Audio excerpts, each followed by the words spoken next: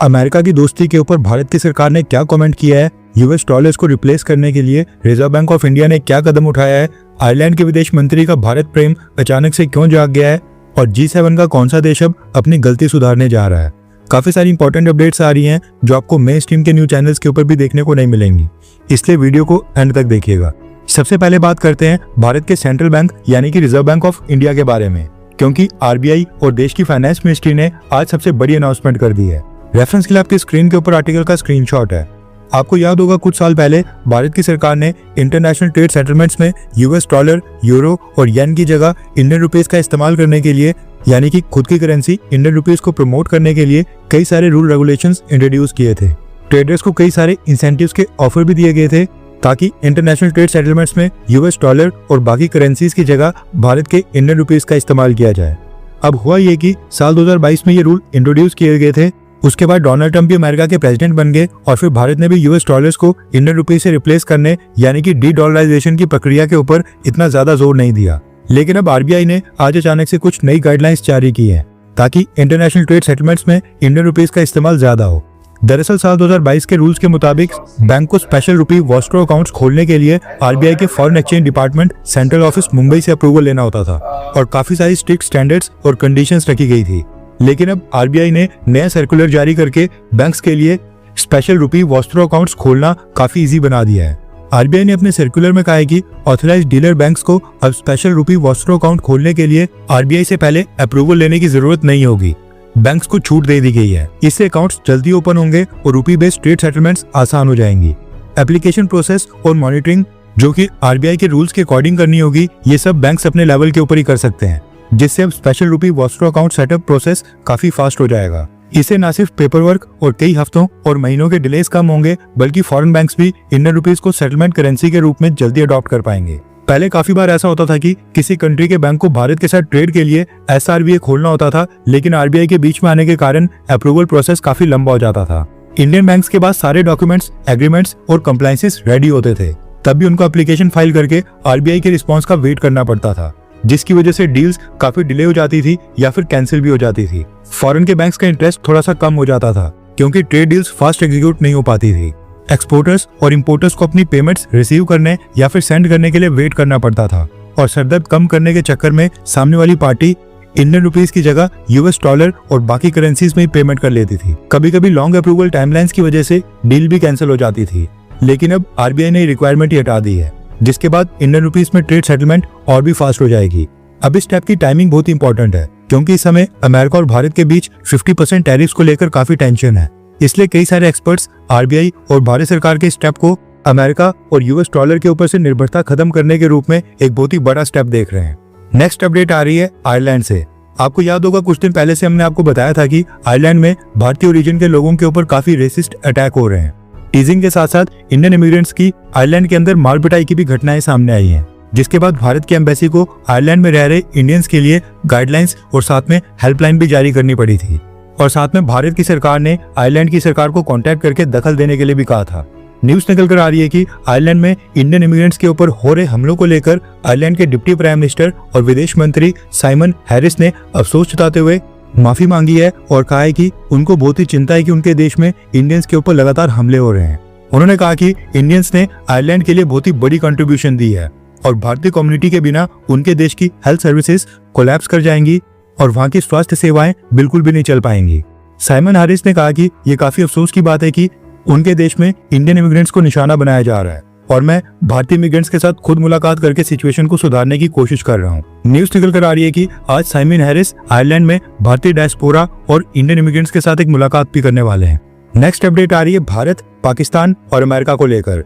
दरअसल पाकिस्तान के field marshal Asim Munir ने अमेरिका में एक इवेंट को संबोधित करते हुए न सिर्फ भारत के डैम्स के ऊपर मिसाइल हमले करने की धमकी दी, न सिर्फ कश्मीर के ऊपर कमेंट किया, बल्कि भारत को धमकी देते हुए आधी दुनिया को न्यूक्लियर वेपन से उड़ा देने की भी धमकी दी और कहा कि अगर उनको कुछ होता है तो अपने साथ साथ आधी दुनिया को भी ले जाएंगे। अब इसके ऊपर भारत की सरकार ने भी रिप्लाई दे दिया है और भारत ने इस जवाब में अमेरिका को भी मेंशन किया है। रेफरेंस के लिए आपकी स्क्रीन के ऊपर आर्टिकल का स्क्रीनशॉट है। भारत ने कहा है कि हमें पता चला है कि पाकिस्तान के चीफ ऑफ आर्मी स्टाफ ने अमेरिका की ट्रिप के दौरान कुछ रिमार्क्स दिए हैं। न्यूक्लियर हमले की धमकी देना पाकिस्तान की पुरानी आदत है। इंटरनेशनल कम्युनिटी और दुनिया के बाकी देश खुद ही देख सकते हैं कि इस तरह की बातें कितनी इररिस्पॉन्सिबल हैं, गैर जिम्मेदाराना है, और ये साबित करती हैं कि एक ऐसे देश में जहां पर आर्मी आतंकी संगठनों के साथ मिलकर काम करती हो, वहां पर न्यूक्लियर वेपन्स यानी कि परमाणु हथियारों का कंट्रोल और कमांड बिल्कुल भी सेफ हाथों में नहीं है। और ये और भी अफसोस की बात हो जाती है क्योंकि ये धमकी और बातें एक तीसरे मित्र देश, थर्ड फ्रेंडली कंट्री की जमीन से कही गई हैं। यानी कि भारत ने यहाँ पर इनडायरेक्टली अमेरिका को कहा है कि एक तीसरा फ्रेंडली देश है, वहां से ये बातें भारत को धमकियां दी जा रही हैं, एंड इसका भारत को काफी अफसोस है। इसके आगे भारत ने कहा कि भारत पहले भी कह चुका है कि हम परमाणु धमकी से कभी नहीं डरेंगे, भारत की नेशनल सिक्योरिटी, हमारी राष्ट्रीय सुरक्षा के लिए जो भी जरूरी होगा वो कदम हम उठाते रहेंगे, ये कहा है भारत की सरकार ने। अब गुड न्यूज ये है कि ट्रेड डिस्प्यूट्स के बाद भी भारत अमेरिका को कॉल आउट करने से पीछे नहीं हट रहा है। नेक्स्ट अपडेट आ रही है भारत के यूएस एक्सपोर्ट्स को लेकर। रेफरेंस के लिए आपकी स्क्रीन के ऊपर आर्टिकल का स्क्रीनशॉट है। दरअसल न्यूज निकल कर आ रही है कि डोनाल्ड ट्रम्प ने जो भारत के ऊपर पहले 25% और उसके बाद 50% टैरिफ्स अनाउंस किए हैं, वो भारत के 100% एक्सपोर्ट्स के ऊपर लागू ही नहीं होते हैं। डोनाल्ड ट्रम्प ने इन टैरिफ्स में काफी सारी कैटेगरीज को इंक्लूड किया है एंड उनके ऊपर पुराने रेट्स के ऊपर ही टैरिफ लग रहे हैं। इसलिए भारत जो भी गुड्स अमेरिका को एक्सपोर्ट करता है उसमें से केवल 55% गुड्स के ऊपर ही ये 50% के टैरिफ लगे हैं। बाकी के 45% गुड्स अभी भी 50% के टैरिफ से बाहर हैं और वो आइटम्स आज भी पुराने टैरिफ के ऊपर ही अमेरिका में एक्सपोर्ट हो रही हैं। अभी जो 45% आइटम्स हैं जो पुराने टैरिफ के ऊपर जा रही हैं, ये अमेरिका के लिए काफी इंपॉर्टेंट है एंड अगर अमेरिका में इनके प्राइस हाइक हो जाते हैं तो इसका डोनाल्ड ट्रम्प को काफी नुकसान होगा। अमेरिका में अचानक से इन्फ्लेशन बढ़ सकती है या फिर शॉर्टेज आ सकती है। उदाहरण के लिए pharma sector, billion of dollars की जेनरिक मेडिसिन और ड्रग्स आज भी लोअर टैरिफ के ऊपर ही भारत से अमेरिका जा रही हैं और भारत उनका फायदा उठा रहा है। कहने का मतलब है कि ऐसा नहीं है कि डोनाल्ड ट्रम्प के टैरिफ्स के कारण अमेरिका को भारत के सभी एक्सपोर्ट्स अचानक से रुक गए हैं। अभी भी 45% गुड्स बिना रिस्ट्रिक्शंस के पुराने टैरिफ्स के ऊपर ही अमेरिका की मार्केट के अंदर जा रहे हैं और हो सकता है कि यही रीजन हो कि भारत पैनिक नहीं कर रहा है और अमेरिका के साथ ट्रेड नेगोशिएशंस में भारत की सरकार बिल्कुल भी नहीं झुक रही है। नेक्स्ट अपडेट आ रही है श्रीलंका से। दरअसल डोनाल्ड ट्रम्प ने इनिशियली श्रीलंका के ऊपर 44% के टैरिफ्स अनाउंस किए थे, लेकिन रिवाइज लिस्ट के अंदर श्रीलंका के ऊपर मात्र 20% के टैरिफ लगे हैं, जो कि भारत के 50% के टैरिफ से बहुत ही कम है। अब हुआ ये कि डोनाल्ड ट्रम्प के टैरिफ्स के ऊपर श्रीलंका की पार्लियामेंट में डिबेट हो रही थी और वहीं पर श्रीलंका के कुछ मेंबर ऑफ पार्लियामेंट्स इस बात का मजाक बना रहे थे कि भारत के ऊपर 50% के टैरिफ लगे हैं, जबकि भारत और अमेरिका और डोनाल्ड ट्रम्प को सपोर्ट करता था। अब ये इंसिडेंट ट्रेंडिंग के ऊपर चल रहा है एंड इसके पीछे का कारण है श्रीलंका के मेंबर ऑफ पार्लियामेंट जिन्होंने खुद श्रीलंका के एमपीज की बोलती बंद कर दी है। दरअसल श्रीलंका के एमपीज और रूलिंग पार्टी के लोग जो भारत के मजे ले रहे थे, उनको श्रीलंका के ही एक और मेंबर ऑफ पार्लियामेंट ने चुप करवा दिया। इनका नाम है हर्षा दा सिल्वा, जो कि पिछली गवर्नमेंट में मिनिस्टर फॉर इकोनॉमिक रिफॉर्म्स थे।